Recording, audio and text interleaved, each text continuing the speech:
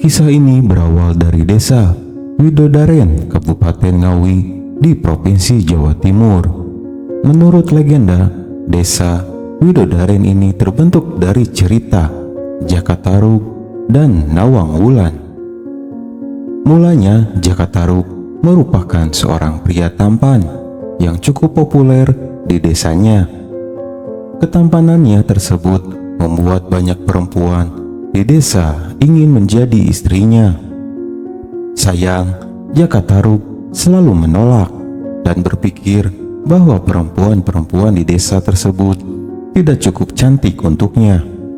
Di kemudian hari, Jaka Tarub melakukan pekerjaannya seperti biasa, yakni mengumpulkan kayu di hutan. Ketika ia menyusuri hutan, Jaka Tarub mendengar suara air terjun.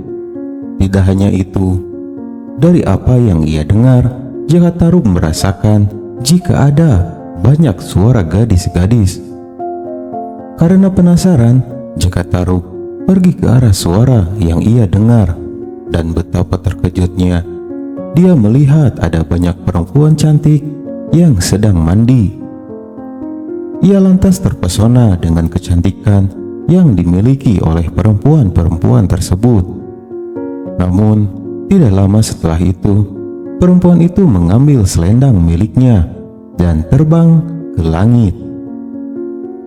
Mereka bukan perempuan biasa, mereka bidadari dari kayangan, ungkap Jaka Tarub. Di hari berikutnya, Jaka Tarub kembali ke air terjun dan memutuskan untuk mencuri salah satu selendang dari bidadari-bidadari itu. Hal ini lantas membuat satu bidadari tidak bisa pergi ke langit. Bidadari ini pun bersedih dan menangis ketika saudara-saudaranya telah naik ke langit. Melihat bidadari ini menangis, Jaka Tarub lantas menghampiri dan bertanya, "Mengapa kamu menangis?" "Aku kehilangan selendangku. Aku tidak bisa kembali ke rumah. Semua saudariku telah meninggalkanku. Namaku Nawang Wulan. Aku akan memberimu apapun jika kamu dapat menemukan selendangku itu. Aku akan membantumu, tetapi jika kita tidak dapat menemukannya, kamu bisa tinggal di rumahku. Kamu bisa menjadi istriku," kata dari Jaka Tarub.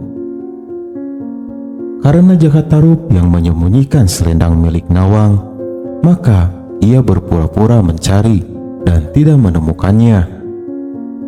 Akhirnya, Nawang dan Jaka Tarub pergi ke rumah. Kemudian, singkat cerita, mereka pun menikah.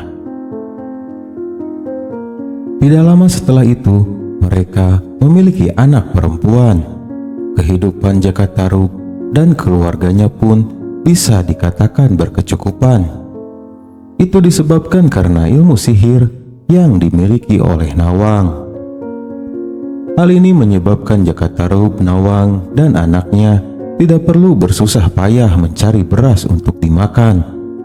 Nawang sendiri tidak memberitahu rahasia itu dan meminta Jaka Tarub untuk jangan pernah membuka tutup panci saat ia memasak. Karena penasaran, Jaka Tarub membuka panci yang digunakan Nawang untuk memasak.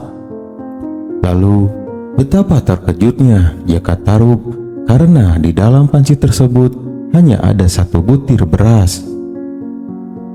Nawang yang mengetahui bahwa Jaka Tarub telah melanggar persyaratan tersebut, lantas ia marah. Hal ini juga yang menyebabkan keajaiban Nawang dalam memasak hilang. Akibatnya, Nawang harus memasak nasi dalam porsi yang besar, dan ini membuat Jaka Tarub harus bekerja dengan lebih giat. Lalu, ketika Nawang ingin mengambil beras terakhir, betapa terkejutnya ia melihat selendang miliknya ada di tempat penyimpanan beras. Hal ini membuat Nawang sedih sekaligus senang karena ia harus meninggalkan Putri Semara sematawayangnya. Aku akan pulang sekarang. Jaga putri kita, ungkap Nawang. Ketika ada bulan purnama, bawa dia keluar dari rumah dan aku akan datang untuk menjemputnya, jelas Nawang. Selain sedih karena harus berpisah dengan sang anak, Nawang juga marah kepada Jaka Tarub karena ialah sosok yang telah mencuri selendang milik Nawang. Meski Jaka Tarub sudah memaksa Nawang untuk kembali bersama, Nawang tetap tidak mau dan memilih untuk menepati janjinya saja untuk menyusui sang anak.